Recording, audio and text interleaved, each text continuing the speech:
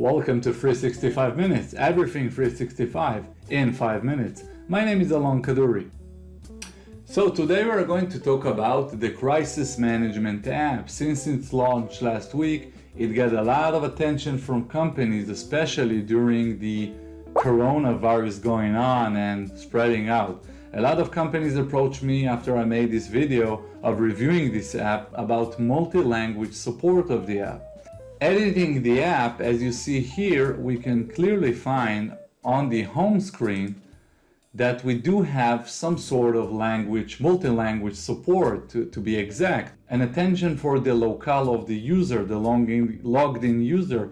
So we can use the locale of the logged in user. We can use the language function if we want to pull in the locale, or maybe we can manipulate that. And the manipulation that we see here is basically based on deep linking. So we can clearly see there is a parameter called locale.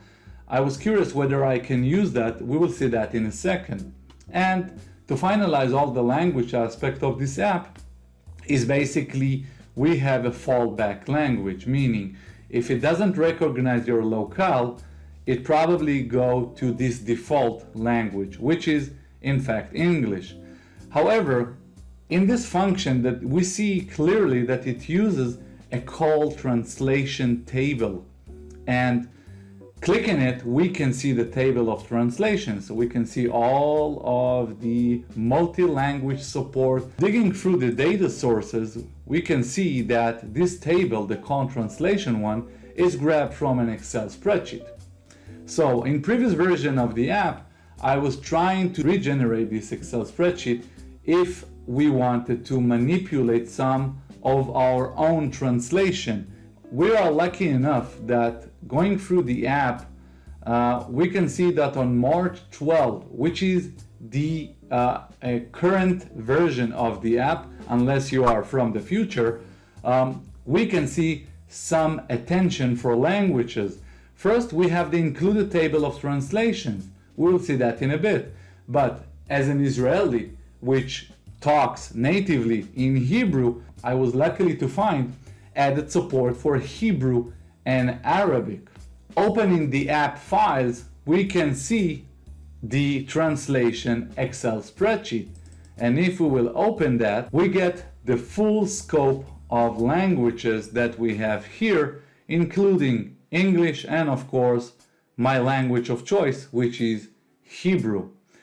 So basically we can utilize this table. We can manipulate whatever translation we want and probably grab that back to the app to have our own flavor of the language of the app. So before doing that, let's test how this app is constructed in regard of languages. And the last thing we would like to check is the collection. So in the collections, we can find the var languages global. This is the locale grab from my logged in user. My logged in user is based on English. One more thing, we have talked about supported for and right to left languages like Hebrew and Arabic. So I was very surprised and amazed to see that not only it supports these languages, there is a support under the call styles collection, the text and line of the app.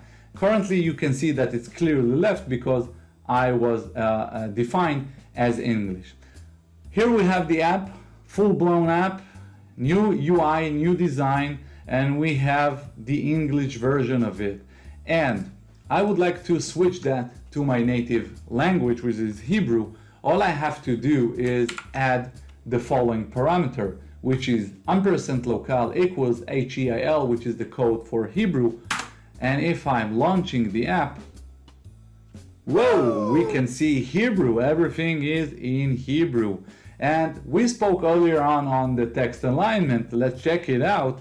And if I click on the make request form, yes, this is from right to left indeed.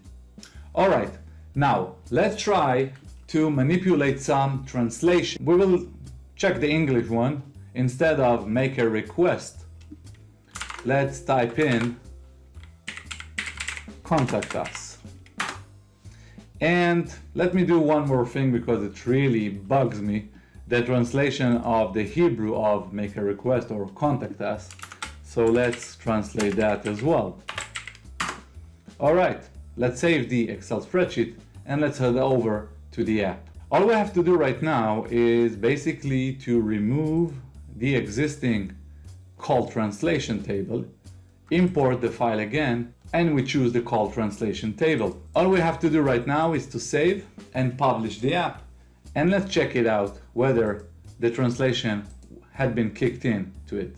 All right, let's refresh the app. Let's check the English version first. And yay, you can see the contact us instead of make a request. Let's check the Hebrew version as well. And yep, the change was in fact imported to here as well. Well, that's it for now. If you like this video, hit the like button.